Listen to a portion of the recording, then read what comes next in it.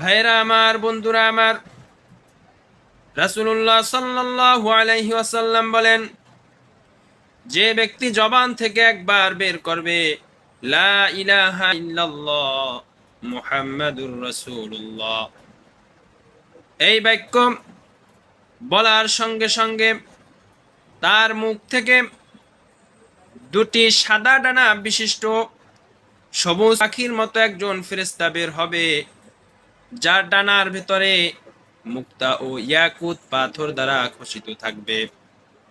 সেই ডানা দিয়ে সে আরশে আজিমের কাছাকাছি গিয়ে মধু পোকার মতো আওয়াজ করতে থাকবে। আর আরশ বাহনকারী ফেরেশতারা সেই ফেরেশতাকে ডেকে বলবে, তুমি একটু স্থির হও, তুমি একটু স্থির হও, আল্লাহর ইজ্জতের কসম, আল্লাহর সম্মানের কসম, তুমি একটু স্থির হও। তখন সেই ফেরেশতারা বলবে, না না না, আমি স্থির হব না যতক্ষণ না পর্যন্ত ওই কালেমা পাঠ করা ব্যক্তিকে ক্ষমা করে না দেওয়া হয়। ভাইরা আমার, বন্ধুরা আমার, সেখানেই শেষ নয়। আল্লাহ রাব্বুল আলামিন সেই ফেরেশতাকে ৭০,০০০ মুখ দান করবে,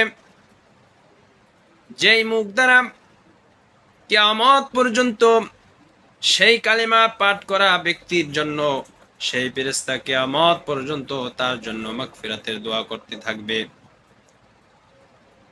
কঠিন হাসরের ময়দানে মানুষগুলো যখন ইয়া নফসি করতে থাকবে, সেই দিন সেই ফেরেশতা নিজ হাতে ধরে সেই বান্দাকে, কালিমা পাঠ করা বান্দাকে সে পৌসিরত পার করাইয়া দিবেন। সুবহানাল্লাহ।